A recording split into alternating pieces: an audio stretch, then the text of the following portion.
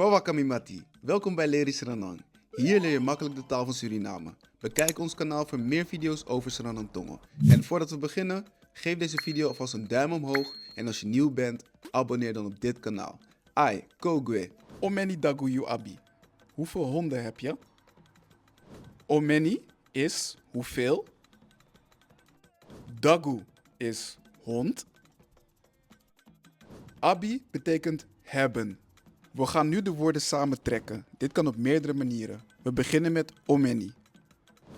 Omen dagu yu abi. Omen dagu yu ab.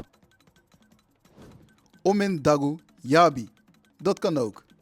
We gaan nu verder. Mino abi dagu, mino lobby deng. Mi is ik. Mi zeg je altijd als je over jezelf praat. No is geen, maar betekent ook niet. Abi is hebben. Dagu is honden. We zeggen geen dagoes, we zeggen dagu. Het zelfstandig naamwoord verandert niet. Gebruik het woordje ding om meervoud aan te geven. Mi is ik. No is niet, maar het betekent ook geen. Lobby. Lobby betekent houden van. Mi lobby Sranang Tongo. Ding heeft meerdere betekenissen. Hier betekent het ze. Nu gaan we woorden samentrekken. Mino abi dagu, mino lobby ding. Mi nabi dagu, mino lob deng. Mino ab dagu, mino lob deng. P you ego. Waar ga je? P is waar. You is je. E is een van de hulpwerkwoorden in Sranang Tongo die laat zien dat het in de tegenwoordige tijd afspeelt. Dus het gebeurt nu of het speelt zich nu af. Go is gaan. You kunnen we samentrekken. Dus het woord pe je go. Pe go. Mi ego na skoro.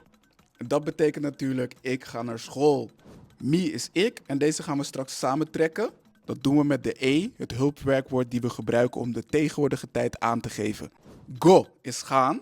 En in deze zin ga. Na is naar en dit gebruiken we om een plek of locatie aan te geven. Skoro betekent school. En als we gaan samentrekken, mega skoro. Je bent goed bezig. Blijf zo doorgaan. Bekijk deze video ook. Hier ga je nog meer leren over Sranang Tongo.